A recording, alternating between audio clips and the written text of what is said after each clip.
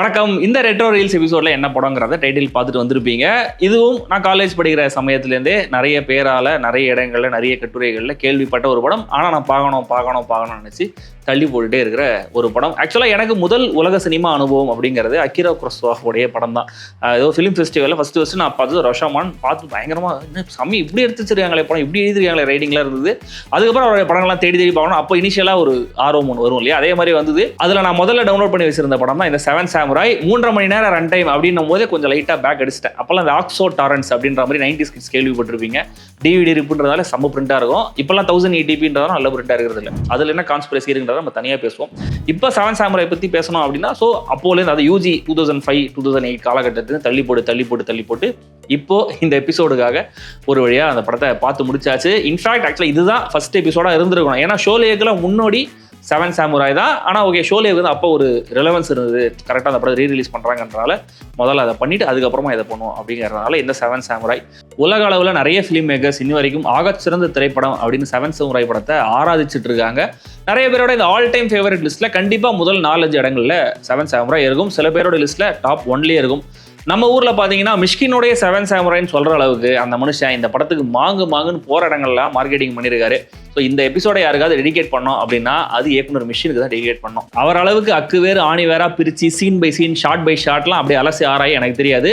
நான் கவனிச்ச வரைக்கும், என் அறிவு கெட்டின வரைக்கும் இந்த படத்தோட STD என்ன, இதோடைய சிக்னிஃபிகன்ஸ் என்ன, இதோடைய லெகசி என்ன அப்படின்னு எல்லாத்தையும் சொல்ல ட்ரை பண்ணுறேன்.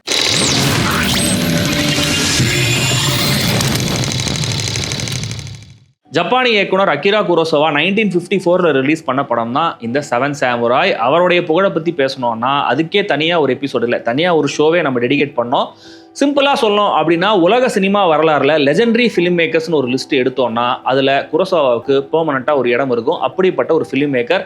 அவருடைய படங்கள் இன்னை வரைக்கும் நிறைய ஃபிலிம் மேக்கர்ஸ்க்கு இன்ஸ்பிரேஷனாக இருந்துட்டு வருது. அப்படி ஒரு எமோஷனல் ஆக்ஷன் படத்துக்கான ப்ளூ பிரிண்ட்டை 7 சாமுராய் மூலமாக குரோசவா போட்டு கொடுத்துருக்காரு.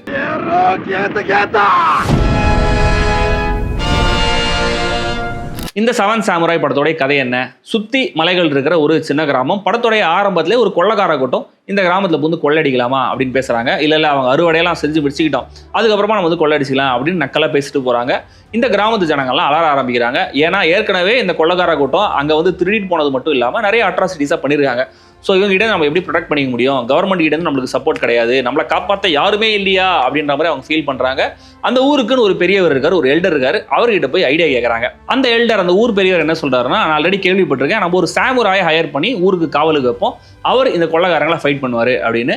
ஆனால் இவங்களால சாமுராய்ஸ்க்கு காசு தர முடியாது, இவங்களால சாப்பாடு மட்டும் தான் போட முடியும். அப்படி சாப்பாடு மட்டும் போதும்னு சொல்கிற சாமுராயை தேடி இந்த கிராமத்துலேருந்து ஒரு 3-4 பேர் அடுத்த ஊருக்குலாம் போய் பார்க்குறாங்க. இவங்க முதல்ல காம்பே அப்படிங்கிற ஒருத்தரை பார்க்குறாங்க. ரொம்ப திறமையான, தெளிவான, பயங்கர மெச்சூர்டான ஒரு சாமுராய். ஆக்சுவலாக அவர் ஒரு ராணின்னா ஒரு மாஸ்டர் இல்லாத சாமுராயின்னு அர்த்தம், ஒரு ஃப்ரீலான்சர் மாதிரின்னு வச்சுக்கோங்களேன். அவர் இவங்களுடைய நிலைமையை கேட்டு சரி உங்க கூட வரேன் அப்படின்னு ஒத்துக்கிறாரு. அவர் தான் ஆக்சுவலாக நம்மளுக்கு ஒருத்தர் பத்தாது, நீங்கள் சொல்கிறத வச்சு பார்த்தோன்னா நம்மளுக்கு இன்னும் 6 சாமுராய்ஸ் தேவைப்படும். ஸோ மொத்தம் 7 சாமுராய்ஸ் அப்படின்னு சொல்லிட்டு அந்த ஒவ்வொருத்தராக தேடி அசம்பிள் பண்ணுறாரு. அந்த மிச்சம் இருக்கிற 6 சாமுராய்ஸ் யார், இவங்க போன காரியம் நடந்ததா இல்லையா, இதெல்லாம் தான் இந்த 7 சாமுராய். கதையாக கேட்கும்போது நிறைய படங்கள் உங்கள் மைண்டில் வந்துட்டு போகுது இல்லையா. இது ஒரு சாமுராய் ஆக்ஷன் படம். ஜானராக பார்த்தோம்னா விக்கிபீடியாவில் டிஸ்கிரிப்ஷனில் எபிக் சாமுராய் ஆக்ஷன் அப்படின்னு ஒரு எபிக்ன்ற வார்த்தை எக்ஸ்ட்ராவாக சேர்த்துருக்காங்க. ஒரு படத்துக்கு எபிக் அப்படிங்கிற ஸ்டேட்டஸ் எப்படி கிடைக்குது? எப்படி ஒரு படம் எப்பிக்காக மாறுது? நிறைய பட்ஜெட் செலவு பண்ணால் எப்பிக்காக மாறுமா? இல்லை நிறைய ஜூனியர் ஆர்டிஸ்ட்லாம் இருந்தால் எப்பிக்காக மாறுமா? இல்லை நிறைய ரன் டைமாக இருந்தால் எப்பிக்காக மாறுமா? இது எல்லாமும் தான் ஆக்சுவலாக மேலோட்டமாக பார்த்தா இதெல்லாம் இந்த படத்துலையும் இருக்குது. ஆனால் இது எல்லாத்தையும் தாண்டி இந்த படத்தோடைய கண்டென்ட், இது பேச வர விஷயங்கள், இந்த படத்தோடைய ஆக்ஷன் சீன்ஸில் இருக்கிற எமோஷன், அந்த ஸ்கேல் நம்ம ஃபீல் பண்ணுறோம் இல்லையா, இதெல்லாம் சேர்ந்து தான் இந்த படத்தை எப்பிக்காக மாற்றிருக்கு. இந்த கதையோடைய ஆரம்பமே இப்பவும் புதுசாக இருக்கும். வழக்கமாக ஒரு ஸ்டோரியோட ஸ்ட்ரக்சர் எப்படி இருக்கும்? ஒரு வேர்ல்டை சில கேரக்டர்ஸை எஸ்டாப்ளிஷ் பண்ணுவாங்க, அவங்களுடைய கோல் என்னங்கிறத சொல்லுவாங்க, அதுக்கு சில தடைகள் வரும், சில கான்ஃப்ளிக்ஸ் வரும், அது எல்லாத்தையும் தாண்டி அவங்க கோல் அச்சீவ் பண்ணுறாங்களா இல்லையாங்கிறது தான் கதையாக இருக்கும் இல்லையா.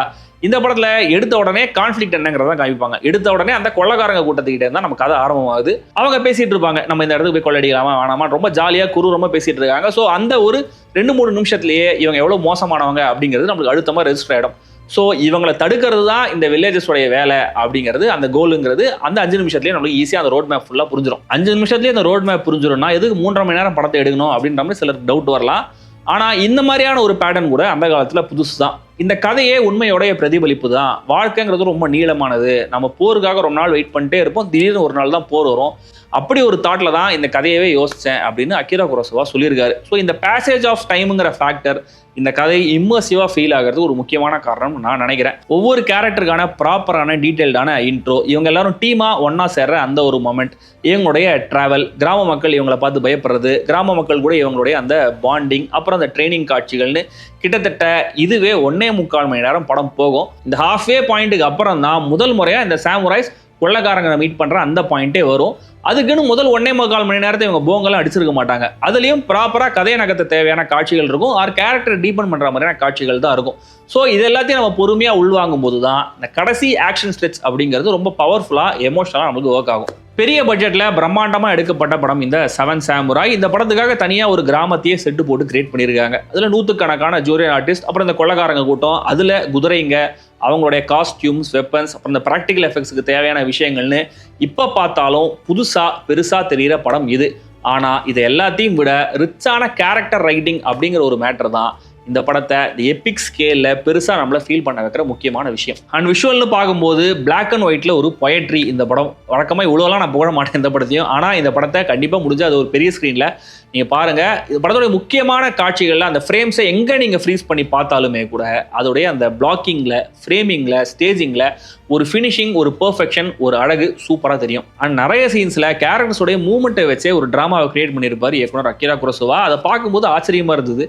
ஏன்னா இப்பவும் அந்த மாதிரியான ஒரு விஷயத்த ஃபிலிம் மேக்கர்ஸ்லாம் ட்ரை பண்றாங்க. ஆனா 7 சாமுராயில இருக்கிற ஈஸ் இப்ப இல்ல. காம்பேங்கிற சாமுராய் தான் மற்ற 6 சாமுராய்ஸுக்கும் மென்டர் மாதிரி. அவரோட இன்ட்ரோடக்ஷன்ல அவருடைய டேலண்ட்டை காமிக்கிற மாதிரி ஒரு சீன் இருக்கும். ஒரு திருடங்கிட்டேருந்து ஒரு குழந்தையை மீட்டு கொண்டு வருவார். இந்த மாதிரி மெயின் கதைக்கு சம்மந்தமே இல்லாத ஒரு சம்பவத்தை காமிச்சு அதுல மெயின் கேரக்டருடைய டேலண்ட்டை காட்டுற இந்த ட்ரோப் இருக்கு இல்லையா, அது 7 சாமுராய்க்கு அப்புறம் தான் மெயின் ஸ்ட்ரீம் படங்கள்ல பரவலா பயன்படுத்தப்பட்டிருக்கு. ஏன் ஜேம்ஸ் பாண்ட் படங்கள்ல டெம்ப்ளேட்டாவே அதை நிரந்தரமா யூஸ் பண்ண ஆரம்பிச்சிட்டாங்க. ஸோ காம்பே ரொம்ப நிதானமா பொறுமையா கரெக்டான டிசிஷன்ஸ் எடுக்கிற ஒரு ப்ராப்பரா பிளான் போடுற ஒரு மனுஷன். அப்படியே அதுக்கு கான்ட்ராஸ்டா அனுபவமே இல்லாத ஒரு சின்ன பையனும் அதே டீம்ல இருப்பான். தென் காம்பேயோட தளபதி மாதிரி இருக்கிற கோரோபே அப்படிங்கிற கேரக்டர், தென் வால் சண்டையில எக்ஸ்பர்ட்டான கியூசோ, ஆரம்பத்துல கோமாளி மாதிரி தெரிகிற கிகுஜியோன்னு ஒவ்வொருத்தரும் ஒவ்வொரு விதம்.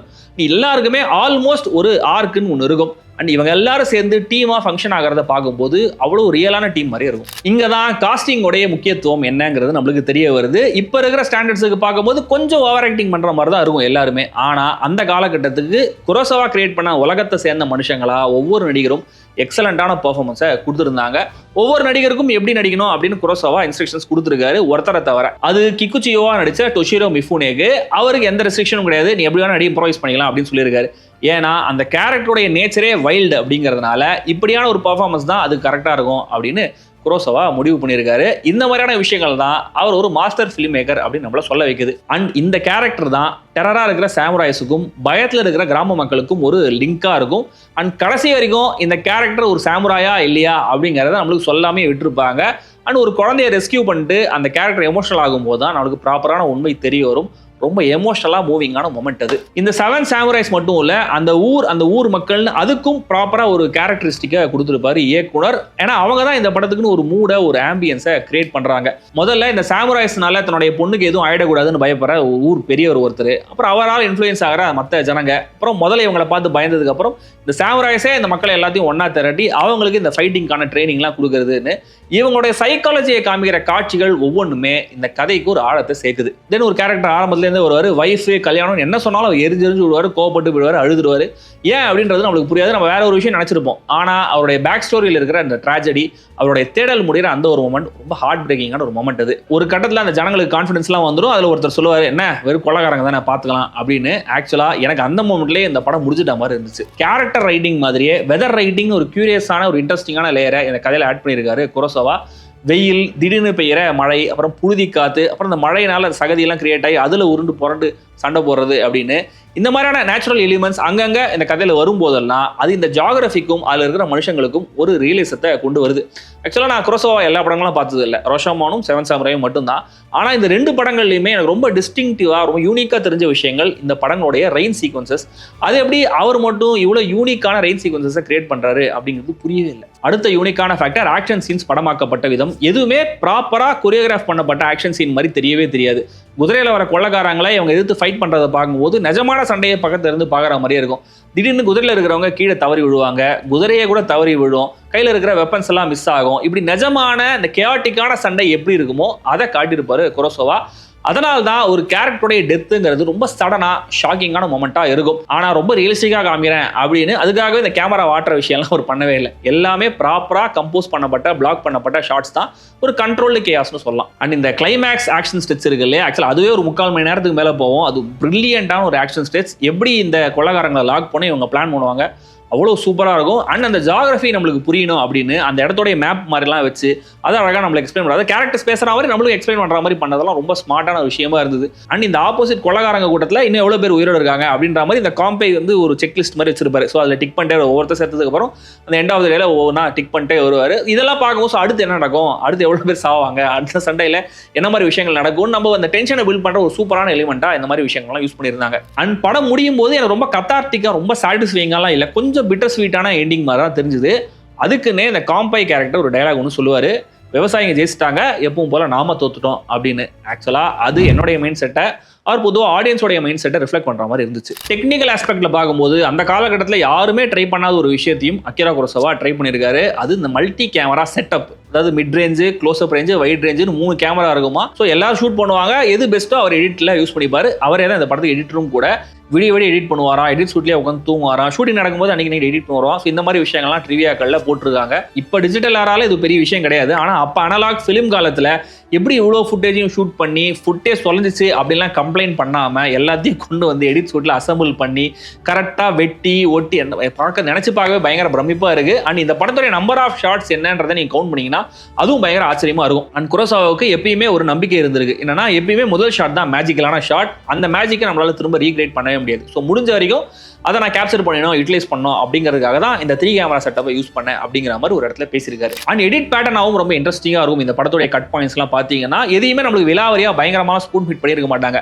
ஸ்பூன் ஃபீட் பண்ணுற மாதிரியான சீக்வன்ஸ் ஒரே ஒரு தடவை வந்தாலுமே கூட திரும்ப அது ரிப்பீட் ஆகாது. திரும்ப அதே மாதிரி ஒரு சீக்வன்ஸ் சிமிலராக வந்துச்சுன்னா அதை ஹாஃப் வேல கட் பண்ணிருப்பாங்க. கதைங்கிற விஷயத்துல மட்டும் ஷோலேவுக்கு இந்த படம் இன்ஸ்பிரேஷன் இல்லை, இந்த படம் எடுக்கப்பட்ட விதத்திலையும் தான். ஆல்ரெடி சொன்னேன் இல்லையா, பெரிய பட்ஜெட் பிரம்மாண்டமா எடுத்தாங்க அப்படின்னு. அண்ட் ஷோலே எபிசோட்ல சொன்னேன் அதே மாதிரியே இந்த படத்தோட ஷூட்டிங்ல என்ன பண்ணிருக்காங்க, ஒரு குறிப்பிட்ட வெதர் வரணும் அப்படிங்கிறதுக்காகவே பல நாட்கள் பல மணி நேரங்கள்லாம் உட்காந்து வெயிட் பண்ணிருக்காங்க. அண்ட் அகிரா குரோசவா தன்னுடைய விஷன் பெர்ஃபெக்ட்டா வரணும், கரெக்டா நான் நினைச்சது நடக்கணும் அப்படின்றதுக்காக ரொம்ப ப்ரிசைஸா தான் அந்த ஷூட்டிங் நடத்திருக்காரு. அதனால பட்ஜெட் ஷூட்டப் ஆயிருக்கு. பட்ஜெட் ஷூட்டப் ஆகிறத பார்த்து ப்ரொடக்ஷன்ல நிறைய தடவை பிரச்சனை பண்ணி ஷூட்டிங் நிறுத்திருக்காங்க. ஷூட்டிங் நிற்கும் போதெல்லாம் அகிரா குரோசவா என்ன பண்ணுவாரா, ஜாலியாக ஃபிஷிங் போயிடுவாராம் பிரேக் எடுத்துட்டு. ஏன்னா எப்படியும் இவ்வளோ தூரம் செலவு பண்ணிட்டாங்க, இதுக்கப்புறம் அவனால் பேக் அடிக்க முடியாது, ஃபுல்லாக செலவு பண்ணி படத்தை ரிலீஸ் பண்ணாதான் அவனால் காஸ்ட் ரெக்கவர் பண்ண முடியும், திரும்ப அவங்கள வருவாங்க, வெயிட் பண்ணுங்க அப்படின்னு வரான். அதே மாதிரி திரும்ப அவங்க வருவாங்க, பேச்சுவார்த்தை நடக்கும், ஷூட்டிங் நடக்கும். ஸோ இந்த மாதிரி பிரேக் எடுத்து ஷூட்டிங் பண்ணி ஒரு வழியாக படத்தை முடிச்சு ரிலீஸ் பண்ணியிருக்காங்க.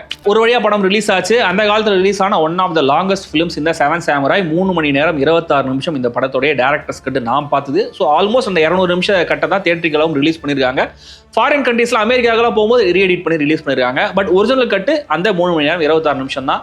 ஃபாரின் கண்ட்ரீஸ் எதுலையுமே இந்த இன்டர்வல்ங்கிற கான்செப்ட் கிடையாது. ஆனால் இந்த படத்தை இன்டர்வல் விட்டு தான் ஸ்கிரீன் பண்ணியிருக்காங்க. ஸோ நீ சொல்றதை வச்சு பார்த்தா, இந்த பில்டப்லாம் வச்சு பார்த்தா இந்த படம் மிகப்பெரிய வசூல் சாதனையை பண்ணிருக்கணுமே அப்படின்ற மாதிரி நீங்க யோசிக்கலாம். அதான் கிடையாது. அந்த வருஷம் பாக்ஸ் ஆஃபீஸ்ல நிறைய கலெக்ட் பண்ண அந்த டாப் 10 ஜாப்பனீஸ் படங்கள்ல 3வது இடத்துல தான் 7 சாமுராய் இருக்கு. ஆனா இந்த படம் தான் இந்த ஜாப்பனீஸ் படங்களுக்கு, முக்கியமா அகிரா குரோசவாவுக்கு வெஸ்டர்ன் கண்ட்ரீஸ்ல ஒரு பெரிய ரீச்சை கொண்டு வந்த படம்ன்ற மாதிரி சொல்றாங்க. எப்படி நம்ம இப்போ மாடர்ன் டைம்ஸ்ல பாராசைட் படத்தை இந்த கொரியன் ஃபிலிம்ஸுக்கான கேட்வே மாதிரி பாக்குறாங்களோ, அப்படி அந்த காலகட்டத்தில் இந்த 7 சாமுராய் இந்த படத்தை பார்த்த நிறைய வெஸ்டர்ன் ஃபிலிம் மேக்கர்ஸ், ஆர்டிஸ்ட்லாம் வாயை பொழந்து தான் பார்த்துருக்காங்க. இன்ஸ்டன்ட் கிளாசிக் மாஸ்டர் பீஸ் அப்படின்னு போடுந்து தள்ளியிருக்காங்க. இந்த பாப்புலாரிட்டினால 1960ல மேக்னிஃபிஷன்ட் 7 அப்படின்னு 7 சாமுராய் படத்தை அஃபிஷியலாக ஹாலிவுட்ல ரீமேக் பண்ணாங்க. அதில் இந்த வைல்ட் வெஸ்ட் தீம்ன்ற மாதிரி அதை வச்சு இந்த படத்தை எடுத்தாங்க. ஆனால் அந்த ரீமேக் அகிரா குரோசவாவுக்கு பிடிக்கல. ஏன்னா ஒரிஜினல் இருந்த சோல் அதில் இல்லைங்கிற மாதிரி அவர் ஃபீல் பண்ணியிருக்காரு. இத்தனைக்கும் வெஸ்டர்ன் படங்கள் தான் அவருக்கு ஒரு இன்ஸ்பிரேஷனாக இருந்திருக்கு 7 சாமுராய் படத்தை எடுக்கிறதுக்கு. What an irony. George Lucas எடுத்த ஸ்டார் வார்ஸ், டெனி வில்னூவ் எடுத்த சிகாரியோ, ஜாக் ஸ்னைடர் எடுத்த ரெபல் மூன் மாதிரியான படங்களுக்கும் 7 சாமுராய் பெரிய இன்ஸ்பிரேஷன் அந்தந்த இயக்குநர்களை அக்னாலேஜ் பண்ணியிருக்காங்க. பிக்சார் எடுத்த பக்ஸ் லைஃப் இதே கதை தான். நம்ம ஊரில் கொஞ்சம் லோக்கலாக யோசிச்சு பார்த்தோம்னா ஜெய்ஹிந்த் கிட்டத்தட்ட இதே மாதிரி கதை தான். ஏன்னா அதில் தீவிரவாதிங்க, கவுண்டமணி காமெடி, ரஜிதா டூயட் அப்படிங்கிற மாதிரி கொஞ்சம் கமர்ஷியலான ட்ரீட்மெண்ட் கொடுத்துருப்பாரு நம்ம ஆக்ஷன் கிங். இன்னும் 100கணக்கான படங்கள் இதோட இன்ஸ்பிரேஷன் இருக்கு. அண்ட் இப்போ இந்த படத்தை பார்க்கும்போது எனக்கு கொஞ்சம் பிடிக்காத, எனக்கு பெருசாக ஒர்க் அவுட் ஆகாத விஷயம் அப்படின்னா 2 விஷயம். ஒன்று, சில சீக்வன்சஸ் கொஞ்சம் ட்ரான் அவுட்டாக தெரிஞ்சுது. அது இன்னும் கூட ஆல்ரெடி புரிஞ்சதுக்கு அப்புறமும் கூட கொஞ்சம் எக்ஸ்டெண்ட் பண்ணி சொல்கிறாங்களோ அப்படிங்கிற மாதிரி இருந்தது.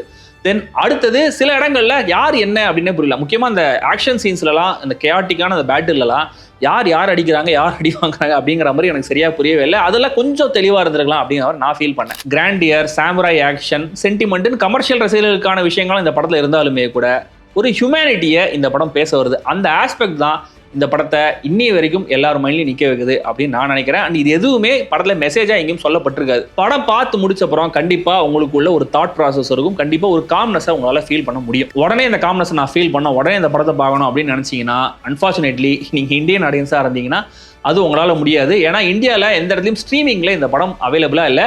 ஆனால் ஃப்ரீமிங்கில் அவைலபிளாக இருக்குது. ஸோ எங்கே எப்படி பார்க்கணும் அப்படிங்கிறது உங்களுக்கு தெரியும்.